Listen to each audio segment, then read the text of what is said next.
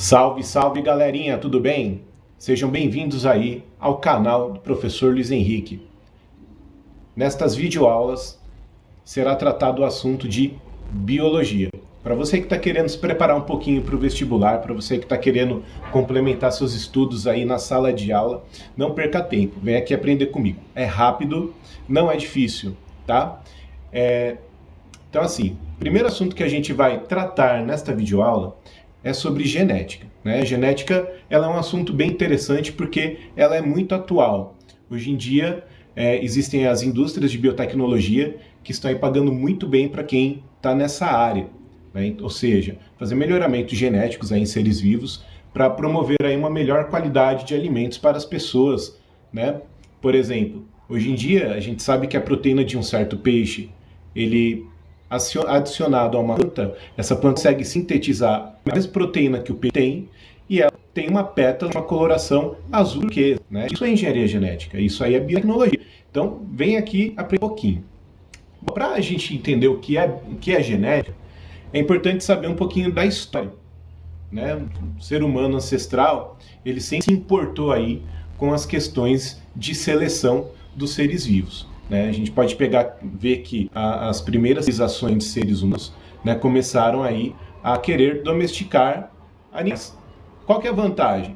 O animal ele é mais sensível a ruído, o animal ele confere proteção, né? O animal, ele, se você não é do grupo, ele ataca, né? Então ele pode avisar contra um possível predador, algo que não seja da sua, digamos assim, alcateia, né? Ou seja, o ser humano ancestral ele começa a pegar amizade com esses animais, no caso o lobo selvagem. Depois, no decorrer do processo de seleção aí artificial que os seres humanos foram fazendo nesses lobos, houve aí uma modificação na espécie, né? Ou seja, hoje em dia existem os cães domésticos, por quê? Porque houve aí toda essa manipulação, houve essa seleção, eles matavam os mais agressivos e sobreviviam quem? Os mais mansos, né? Por isso que hoje em dia o cão ele é tão próximo ao ser humano, porque houve essa domesticação, houve esta seleção, né? Ou seja, houve o surgimento de uma nova espécie, que no caso aí é o Canis familiaris, né? Que é o cãozinho aí que a gente está acostumado a ver, né? E a brincar e tudo mais. Bom, falando de genética, né? Os filósofos da antiguidade, como por exemplo Aristóteles, né, ele sempre se importou com essas questões de hereditariedade, né? Essas questões aí são importantíssimas, por quê? Porque os seres vivos, ele viu que uma golfinho fêmea, ao dar à luz a um golfinho, ele percebeu que o golfinho era muito similar aí aos pais, né? Então ele começou a colocar aí as espécies como imutáveis, né? Ele foi o primeiro pensador aí, digamos assim, primeiro naturalista a se importar com a questão da transferência genética, né? E é a genética que vai determinar as questões dos seres vivos, né? É a genética que determina alguns fatores, por exemplo, a cor da pele, a cor dos olhos, né? Estrutura do caule, estrutura da folha, onde que a flor vai nascer, por exemplo, se é na axila, se é na parte apical dela, ou seja, tudo é determinado pela genética, tá? Mas teve uma pessoa em especial que foi importantíssimo para o estudo de genética, porque ele conseguiu promover aí um estudo seríssimo nessas questões. Ele foi Gregor Mendel. Gregor Mendel aí foi um monge e também ele passou a ser cientista e ele era austríaco. Ele nasceu em 1822 e ele morreu em 1884, né? Mas foi em 1865, em Brum, que ele apresentou o seu trabalho para a comunidade científica. O que foi uma pena, né? Porque assim, ele não conseguiu grande reconhecimento na época, porque o paradigma era diferente, a forma de se pensar era uma forma diferente, né? Então assim, as pessoas não deram tanta importância ao trabalho dele. O trabalho dele só ganhou notoriedade 15 anos após a sua morte, né? Através dos estudos de outros cientistas que também começaram a analisar essas questões genéticas, né? E viu que realmente houve a passagem de geração em geração. Agora vamos ao exemplo, rapidinho.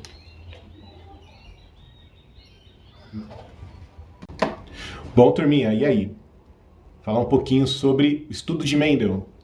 O que ele estudou, o que ele viu, o que ele achou interessante aí na questão de seus estudos. Ele estudou aí uma planta, né, muito gostosa, a ervilha. A ervilha é uma planta nutritiva também, só que para o estudo dele foi fundamental porque a ervilha é uma planta, é um ser vivo fácil de ser cultivado. Existem poucas características físicas assim que a gente pode observar só de olhar a planta, é fácil de reconhecer. Então a ervilha tem 7 características. A ervilha ela é um ser vivo que ela pode se fecundar com ela própria, né? Ou seja, o ser vivo ele pode se fecundar com ele mesmo, né? As ervilhas. Imagina se for a gente, né? Se fecundar, não quero nem pensar. Mas assim, a ervilha pode. Ou seja, conforme a sua flor vai secando, as estruturas sexuais, tanto masculina quanto a feminina, se encostam. E com isso, há a possibilidade de transferência, né, dos gametas, né, do pólen. Né? Ou seja, a ervilha é uma planta que tem a flor do tipo monóica, né, as duas estruturas de reprodução na mesma planta. Bom, até aí, Mendel então escolheu, como a gente vai falar a primeira lei de Mendel, Mendel escolheu aí uma característica a ser analisada, que foi a cor da semente.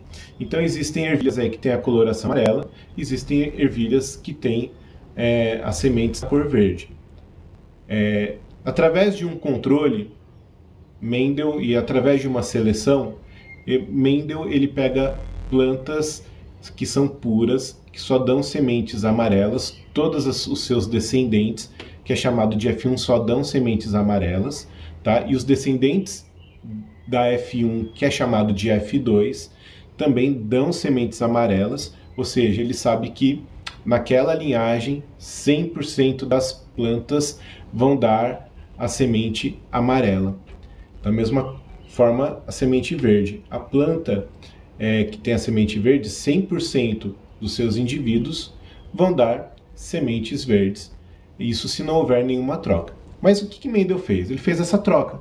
Ou seja, ele pegou o pólen de uma ervilha que só dá semente amarela, pegou o pólen e transferiu para outra ervilha que só dá semente verde. Ou seja, ele pegou o pólen de uma flor, passou na outra com um pincel. Né? Ele fez isso com várias ervilhas. Né? A vida dele foi, assim, estudar isso. Então ele só pegava o pincelzinho lá, passava de uma planta, levava para outra, né? E através daí ele analisava suas características. Bom, quando Mendel fez essa transferência genética, quando esse fruto amadureceu, quando deu a semente, ele pegou a semente e plantou.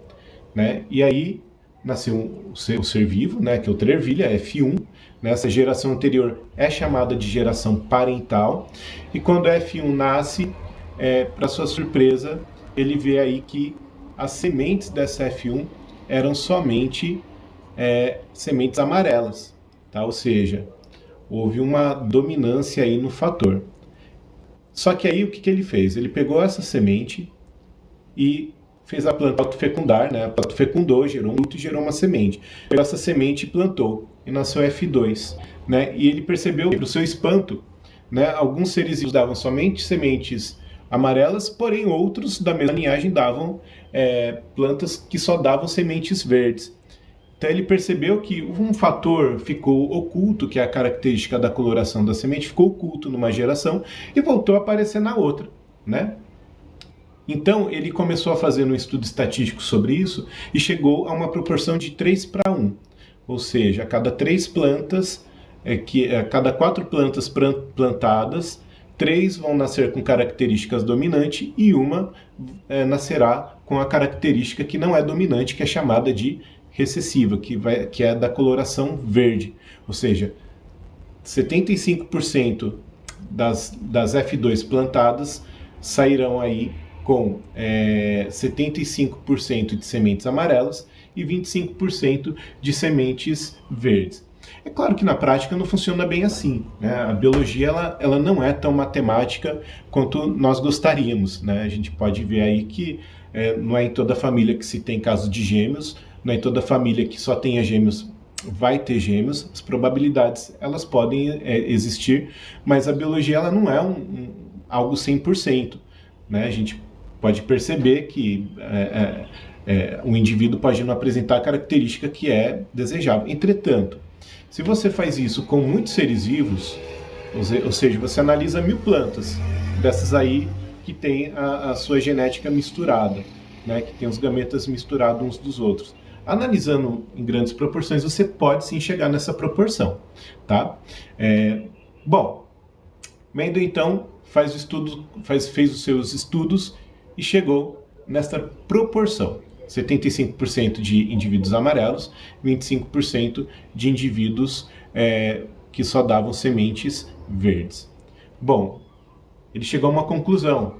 Qual foi essa conclusão? Né? Que os fatores se segregam, ou seja, havia segregação dos fatores. Então sempre é um fator que vai de um indivíduo, né, do parental para a primeira geração, para o F1, e do outro indivíduo vai para o F1 também. Ou seja, ocorre essa mistura. E um gene domina o outro. Tá? Uma característica domina a outra. A gente vai ver que existem seres vivos que eles são puros, chamados de homozigotos, tá? Ou seja, os seres vivos homozigotos eles têm características dominantes. E tem os seres vivos também homozigotos, que são recessivos, ou seja, a ervilha verde é um bom exemplo de ser vivo recessivo, porque a característica dela não domina, tá? Agora, o amarelo domina o verde, ou seja, existe aí o alelo dominante e existe o alelo recessivo, tá?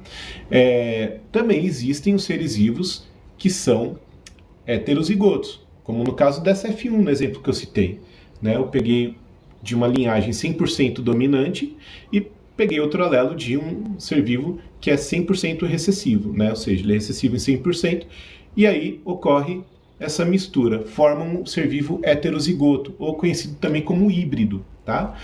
O híbrido é porque ele tem os dois alelos, um dominante, o outro recessivo, tá? Como a ervilha se autofecundou, né, ela passou esses